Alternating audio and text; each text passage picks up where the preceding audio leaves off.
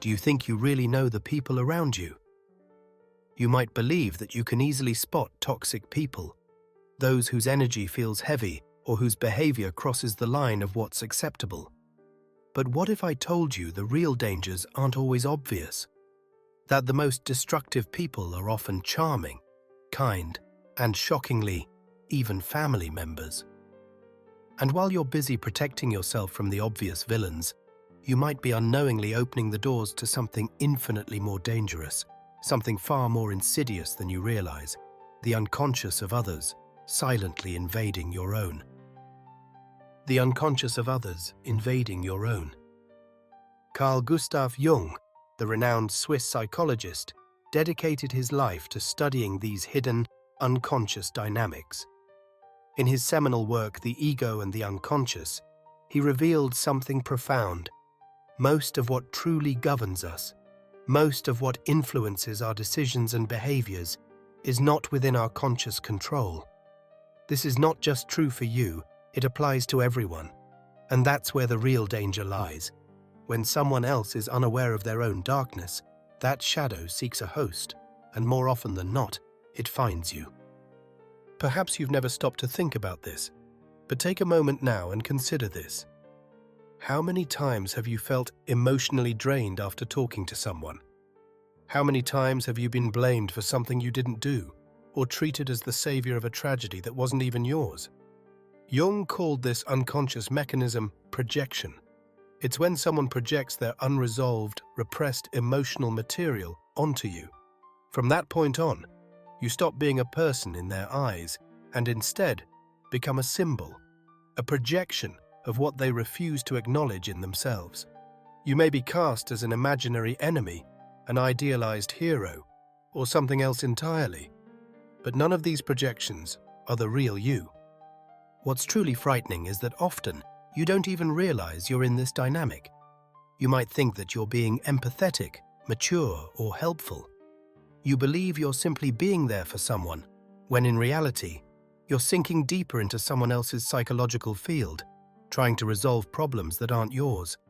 You're being manipulated by dynamics that weren't created by you, but now control you. And the most chilling part is, this doesn't just apply to the ill-intentioned people in your life. Jung warned that the greatest dangers don't come from the overtly malicious, but from the unconscious ones, those who are completely alienated from their own psyche, dominated by repressed desires, traumas, and unresolved emotions. These people aren't evil. They're dangerous, and their danger is silent. It's not a loud intrusion that you can spot from a mile away. It's the small, subtle comments, the veiled accusations, the loaded silences, the feelings of self-doubt they create within you until you no longer recognize who you are. The unconscious manipulator. Imagine living with someone who blames you for everything they feel, someone who turns your presence into a trigger, someone who makes you feel responsible for emotions you didn't cause, for events you didn't provoke.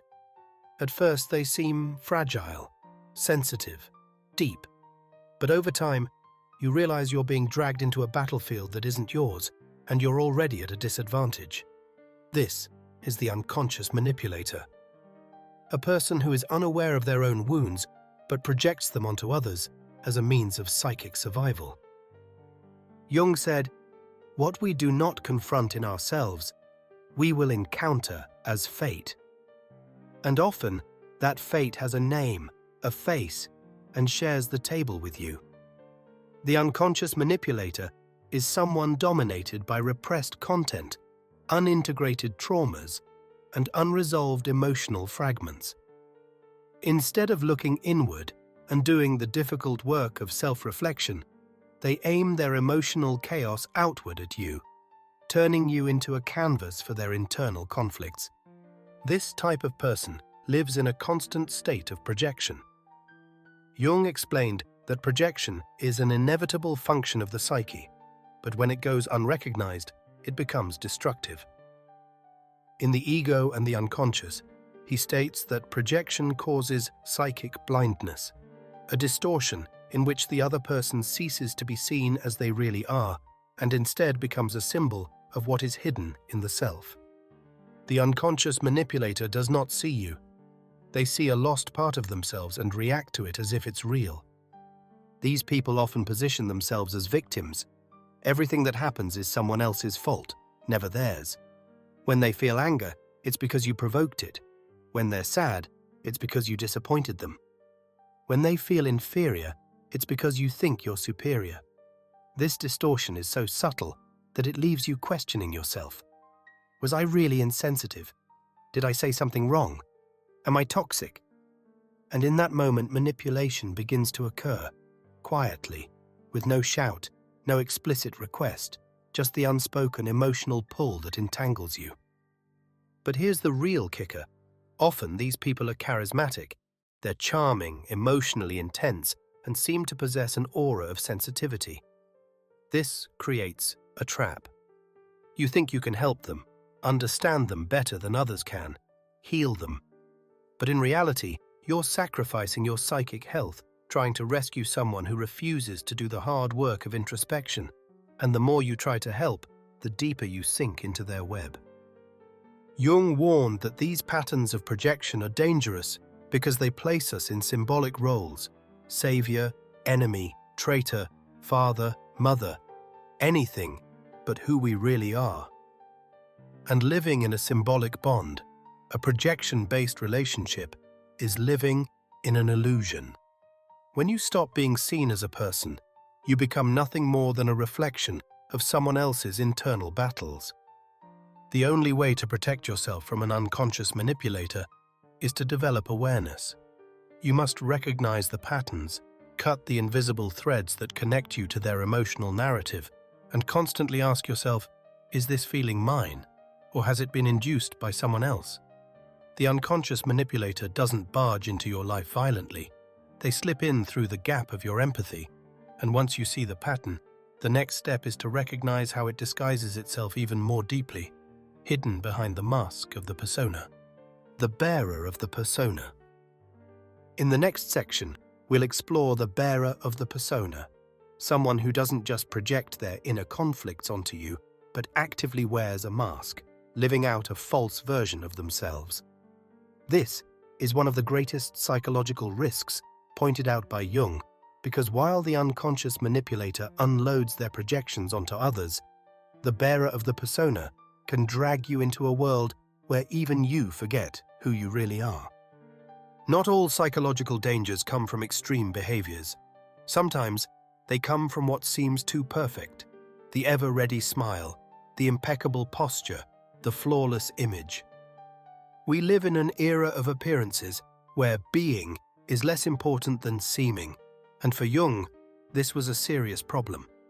When someone identifies too strongly with their persona, the social mask they use to adapt to the world, they risk disconnecting from their essence. Those who live entirely for the mask not only lose themselves, but they begin to distort those around them. In the ego and the unconscious, Jung said that the persona is what someone is not, but what they and others think they are. It's an artificial construction, shaped by social, familial, and professional expectations. While the persona itself isn't inherently wrong, it's necessary for social functioning, the danger arises when someone believes they are their persona, when the mask sticks to the face, and everything spontaneous, vulnerable, and authentic is locked away.